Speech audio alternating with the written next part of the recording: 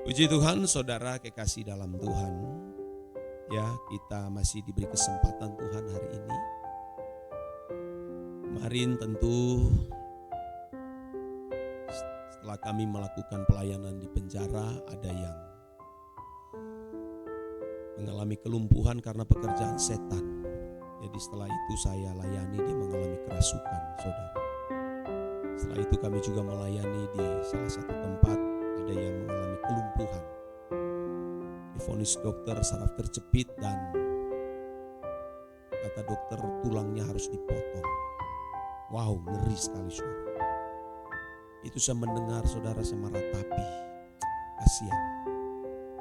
Dan kalau dipotong tulang belakang saudara pasti total lumpuh seumur hidup. Jika kami doakan saudara, Tuhan menjamah sampai bisa berdiri. Wow, ini bukan tebar pesona atau mencari pujian, tidak ada sama sekali. Jauhkanlah itu daripada kami dalam melayani jiwa-jiwa yang terikat dengan kuasa gelap. Ya saudara, mujizat itu Tuhan sediakan bagi saudara-saudara. Ya, yang penting saudara hidup suci, hidup kudus. Dan saya mendengar banyak pendeta yang sudah datang mendoakan, banyak tim doa datang doakan dengan banyak beragam berita, ada cabut paku lah ini segala macam. Kita tidak mempercayai semua itu. Kalau kita suci, kita kudus, itulah yang akan menyembuhkan. Sebab kita tidak bisa mengatur Tuhan.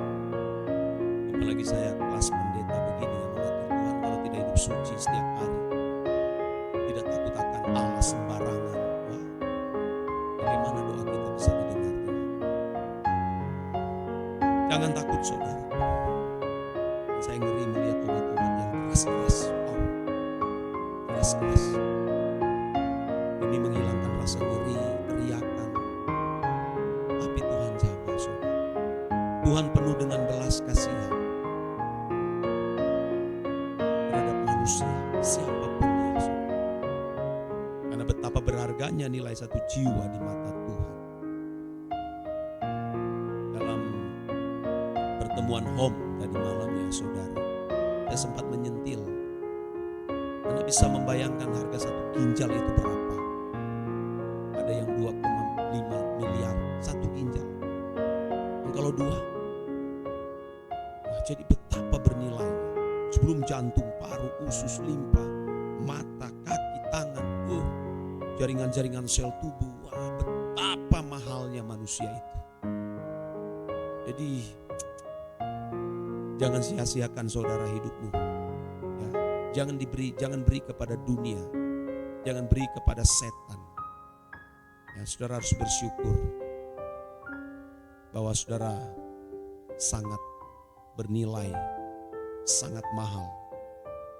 Karena mahalnya kita saudara, dia rela menyerahkan putra tunggal untuk menyelamatkan kita, merebut kita semua saudara dari tangan kuasa gelap, dari dunia ini. Jadi saudara jangan sembarangan hidup lagi saudara. Setan itu benar-benar fakta nyata ada. Di alam metafisik tidak kelihatan, tapi dia bisa melakukan serangan. Akan ada rumah-rumah yang sering dikunjungi kuasa gelap. Wah. Ya saudaraku, tetaplah setia di doa pagi ini. Tidak rugi saudara mengorbankan ya waktu. Ya saudara, walaupun ngantuk-ngantuk tetap saja ada di doa pagi. Kita berdoa bersama. Ya. Dan kita harus berjaga-jaga saudara. Karena si Lucifer, kuasa kegelapan ini berusaha untuk menjatuhkan kita. Berusaha untuk menyerang kita. Menghancurkan masa depan kita di kekekalan. Menghentikan perjalanan kita pulang ke langit baru bumi baru. Tapi kita percaya Allah akan menolong kita, memberi kita kekuatan. Saya sudah banyak melihat bagaimana Tuhan menyertai pelayanan yang Tuhan percayakan kepada saya, saudara. Tentu saya tidak bisa ceritakan, ya. Nah, saudara kekasih dalam Tuhan.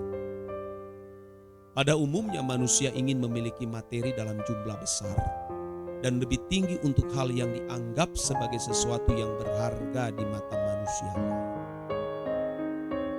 Misalnya seperti kedudukan, pangkat, pendidikan, jabatan. Ini yang tanpa sadar saudaraku menjadi kejar-kejaran dari manusia pada umumnya. Dari sejak kita lahir kita telah melihat keadaan di lingkungan sekitar kita. Dan inilah yang telah membentuk karakter kita, jiwa kita saudara. Kita telah diwarnai dengan cara hidup anak-anak dunia.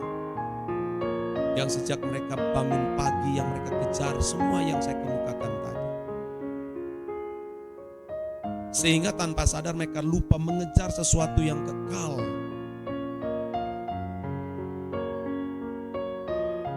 Ini yang mestinya kita pikirkan. Nah, orang ya saudara untuk mengejar ini tidak puas. Mereka terus menggeliat. Apakah salah? Tentu tidak. Tetapi mari kita perhatikan kebenaran ini. Yang pertama saudaraku, semakin banyak yang kita miliki, ketika kita harus melepaskannya akan terasa lebih sakit saudara. Makin banyak kita raih materi dunia, itu makin sulit untuk kita lepaskan, makin sakit. Kita menginginkan jumlah besar atau level tinggi di atas rata-rata, padahal semua yang kita raih dan miliki suatu saat nanti pasti akan ditinggalkan. Makanya kita harus punya satu jurus, asal ada makan pakaian saja cukup. Cukup saudara. Yang kedua adalah semakin banyak yang dipercayakan kepada kita, tanggung jawab yang kita pikul pun lebih besar dan lebih berat. Ini bukan hanya menyangkut pelayanan, tetapi semua pemenuhan kebutuhan jasmani. Semakin banyak dipercayakan kepada kita, semakin berat kita akan pikul. Dan Anda tahu di balik semua itu ada namanya tanggung jawab. Bukan tanggung jawab kepada manusia, tanggung jawab kepada Bapa. Firman Tuhan mengatakan setiap orang yang kepadanya banyak diberi, daripadanya akan banyak dituntut. Dan kepada siapa yang banyak dipercayakan, daripadanya akan lebih banyak lagi dituntut. Lukas pasal 12 ayat 48. Coba tampilkan ayat ini saudara di streaming ini ya. Lukas 12 ayat 48. Tetapi barang siapa tidak tahu akan kehendak Tuannya dan melakukan apa yang harus mendatangkan pukulan, ia akan menerima sedikit pukulan. Setiap orang yang kepadanya banyak diberi, daripadanya akan banyak dituntut. Dan kepada siapa yang banyak dipercayakan, daripadanya akan lebih banyak lagi dituntut. Wah, ini ngeri saudara. Makin banyak Tuhan percayakan kepada kita, entah harta benda jasmani, makin banyak kita dituntut. Jadi saudara-saudara kekasih dalam Tuhan, kita harus memperkarakan ini setiap hari. Banyak orang tidak tahu ayat ini. Sehingga dia pikir dengan meraih lebih banyak, dia akan merasa bahagia, merasa senang dan nyaman di bumi ini. Padahal saudara itu akan dipertanggungjawabkan di hadapan Allah. Engkau apakan itu? Seperti perkataan Tuhan Yesus, "Hai engkau orang bodoh. Engkau apakan itu semua? Malam ini jiwamu akan kuambil daripadamu. Dan engkau apakan itu?" Mestinya kalau makin dipercaya banyak, makin besar pekerjaan Tuhan yang akan kita pikul. Berat loh. Ya beruntung saudara dipercayakan sedikit, dituntut sedikit. Jangan berpikir makin banyak uang, punya kedudukan, punya jabatan, lalu saudara aman. Tidak aman itu. Justru bahaya. Karena di dalamnya memuat namanya tanggung jawab. Makanya pilar ketiga GSKI itu tanggung jawab.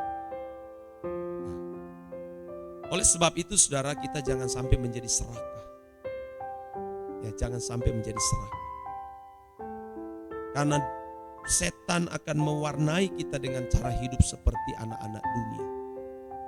Mau meraih dunia, mau meraih apa yang orang raih. Cukup saja asal dah makan pakaian. Ya saudara, engkau tidak akan mati kok. Ya saudara, kecuali saudara punya beban besar, berat untuk memikul pekerjaan Tuhan. Oh enggak apa-apa. Tuhan percayakan materi lebih banyak, enggak jadi masalah. Karena saudara mengemban proyek pekerjaan Tuhan. Tapi kalau tidak, saudara, itu akan membawa kutuk dalam hidup. Kutuk dalam hidup kita. Ya saudara, Anda lihat banyak orang hari ini, termasuk sebagian besar orang-orang Kristen. Dia pikir dengan memiliki jabatan itu membuat dia menjadi tenang. Membuat dia menjadi berharga, bernilai. Dia lupa ada tanggung jawab di balik semuanya itu. Anda memperhatikan kisah di dalam Injil Lukas pasal 16 mengenai orang kaya itu. Ada tanggung jawab yang mestinya dia kerjakan, menolong Lazarus dalam keadaan miskin. Karena banyak Lazarus di zaman itu juga yang miskin, yang mestinya dia harus gelontorkan uangnya, hartanya kepada mereka. Tapi dia kunci, saudara. Dia kunci. Dia tidak mau buka saldonya, tidak mau berikan saldonya kepada mereka. Begitu dia mati berada di tempat kengerian. Untuk apa itu semua, saudara? Nah, banyak orang mencari kesenangan, mencari kehormatan, nilai diri, kebanggaan dari hal-hal itu. Nah, kita tidak boleh demikian, saudara. Tidak boleh demikian. Kita tidak boleh diatur oleh perkara-perkara dunia. Jangan, saudaraku, hidup kita singkat. Jangan sampai saudara-saudara kita gagal. Kita berdiri di hadapan Tuhan, Tuhan berkata, "Aku tidak mengenal kamu." Ya saudaraku, ayo sama-sama kita terus berjuang. Ya, terus berjuang. Mengenakan kehidupan Tuhan Yesus. Makananku ialah melakukan kehendak Bapa dan menyelesaikan pekerjaan. Amin.